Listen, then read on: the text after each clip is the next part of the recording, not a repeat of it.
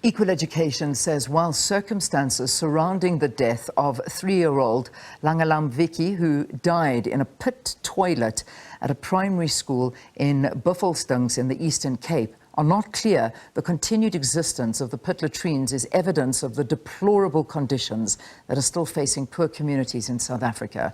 The organisation says the government has failed the poor and has shown no political will to eradicate the schools of pit latrines despite the danger they pose, particularly for young children.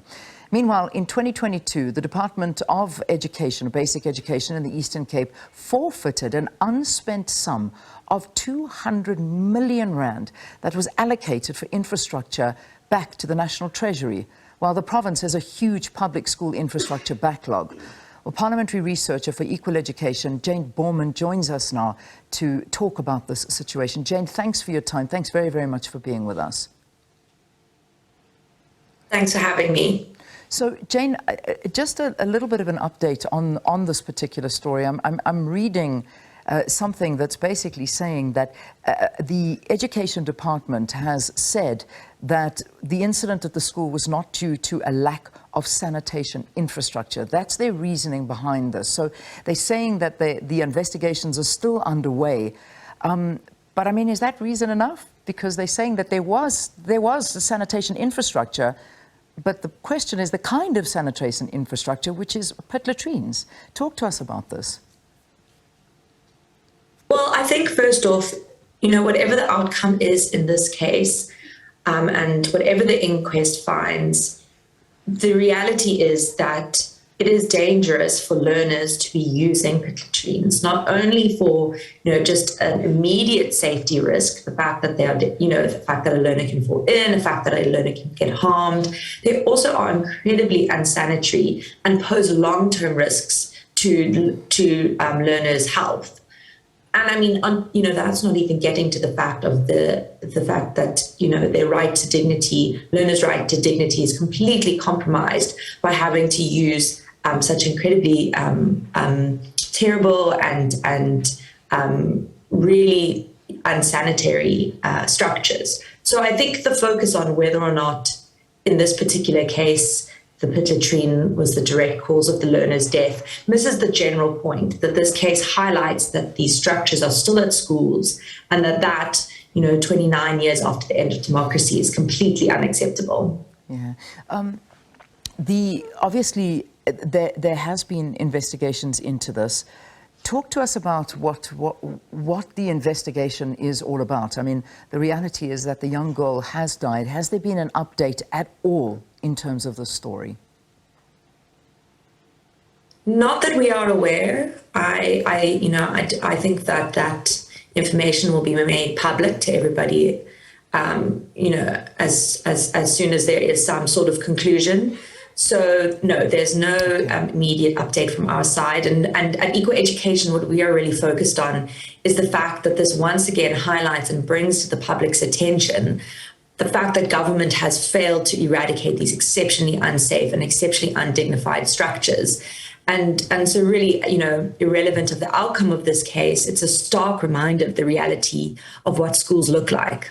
Yeah, and this is the problem, because this is a decade later. This is a decade later where pit latrines were meant to be completely eradicated out of schools.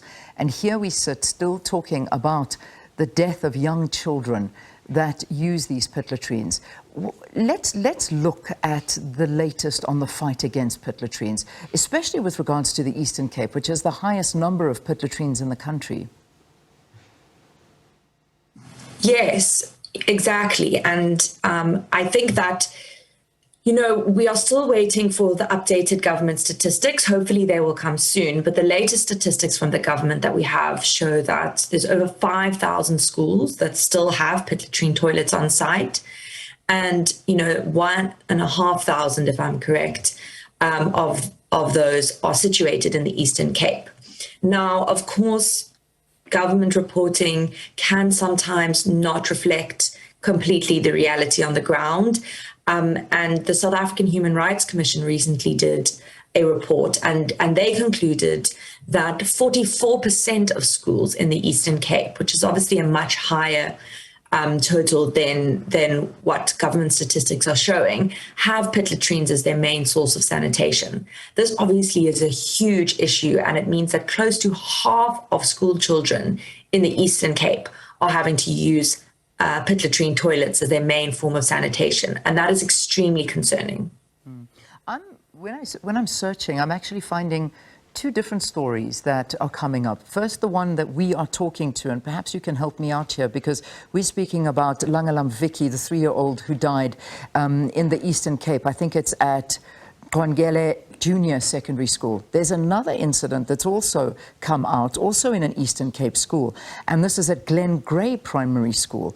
Are you aware of both of these incidents? Are we talking to two incidents at the moment? I am not, in fact, completely aware of the second incident. So you would actually have to give me some more information on that. Yeah, I'm going to have to, because I'm looking, as I'm searching, I'm seeing two different incidences that are jumping up at me, and these are, I mean, this is absolutely devastating. I mean, it doesn't really matter how many incidences, one is too much, but you know, we talk about eradicating them, and then hidden in and amongst the news and the stories, we are seeing that little children are constantly dying. And then you read a story, as I introduce into the interview, the fact that the government in the Eastern Cape is giving up a sum of 200 million rand that was meant to be spent on infrastructure, and that given back to the National Treasury, which means it's unspent. They never use this. I mean, this money could be used in the best possible way to eradicate these pit latrines.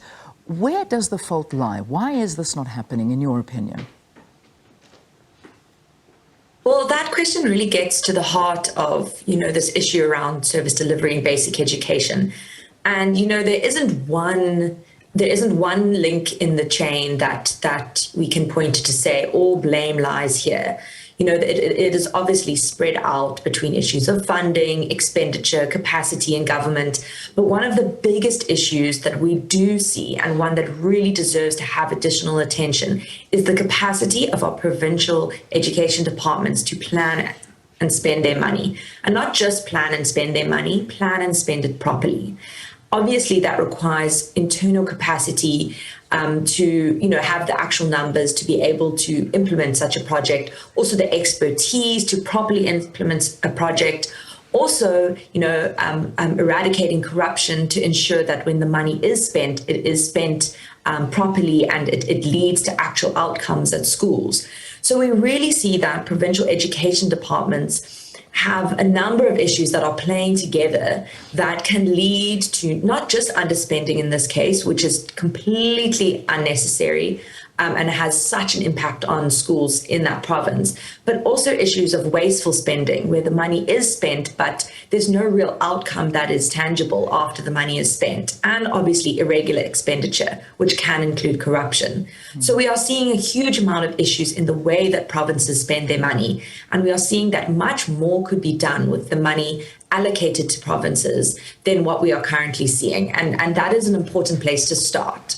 Yeah. It's not the only place, but it's an important place to start. Yeah, it certainly is. And I mean, we're talking about the safety of these pit latrines, but I mean, let's look further. I mean, when we talk about the dignity of using a pit latrine and also the sanitation around using a pit latrine, I mean, these are issues that have been around forever. I mean, we go back to the whole issue, and I think it was in 2014, if I'm not mistaken, with the big Michael Kumpepe story. I mean, there was a huge outcry and promises that we kept on hearing that this will be the end, that it'll be turned around and this won't happen again.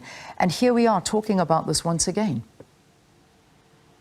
Exactly. And, you know, in 2013, which at this point, like you said, is a decade ago, the Department of Basic Education itself said that plain pit toilets in schools are illegal, and, you know, took on the obligation to eradicate them within 3 years. Here we are 7 years after that deadline, and we still have thousands of schools with plain pit toilets. And you have to ask ourselves, you know, if we're in agreement between civil society and communities and government that these structures cannot be at schools, what is missing? Is it a lack of political will?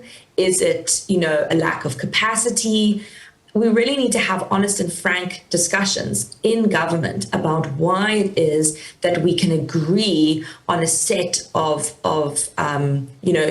minimum norms and standards for schools, yet a decade later we are unable to deliver on even the most basic of those standards. And that really, is a conversation that has to be had. Yeah. The department's spokesperson has said that the department is undertaking this investigation to understand whether there is a responsibility to be taken by the department or not. I mean, even if the findings of the investigations may point to something else, is there a chance that the government, at the end of the day, may actually not be liable, at least as far as the existence of pit latrines at schools in 2023? Is this a possibility? Well, unfortunately, we have seen in the instance of Michael Kumape that it is incredibly hard accountable. For a variety of reasons, it's very difficult legal terrain, and so what will end up happening in that regard will just have to play out. But I think in the immediate term, what we really need to push the Department of Basic Education on is the fact that they have agreed to this legal standard and they're in breach of this legal standard, no matter, their culpability in this very specific case. The fact of the matter is those pit latrines should not have been at that school. And it's a stark reminder of the fact that the Department of Basic Education is not living up to its legal and constitutional obligations. Yeah. Just my final question. I hope that the connection holds out with you, because it is breaking up a little bit. But when the department published the draft amendments in the Government Gazette, this was last year, your organisation, Equal Education, said the draft amendments undermined the right to basic education. And if the amendments go through, schools will fall apart with no accountability. Equal Education basically blaming the department of trying to totally remove the deadlines set for the government to get rid of pit latrines and provide basics such as water, electricity, classrooms, fences, libraries. Those are, when we talk basic, we're talking basic things for education. What is the current fight to force government to commit to the norms and deadlines? Where are we?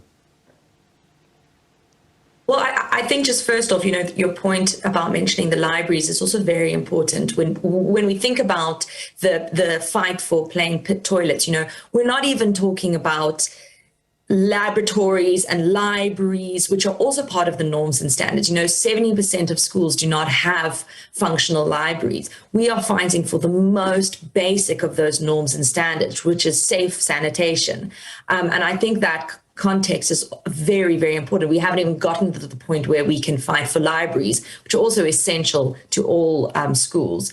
But, taking away the deadlines are one of the main mechanisms that civil society and communities and schools can use to point to say directly that government is in breach of their own obligations. It's very clear. There's a clear stipulated timeline. If you do away with that timeline, it opens the possibility for government to simply say, well, our obligation is to provide as quickly as possible, and we are moving as quickly as possible. However disingenuous that comment, that position might be.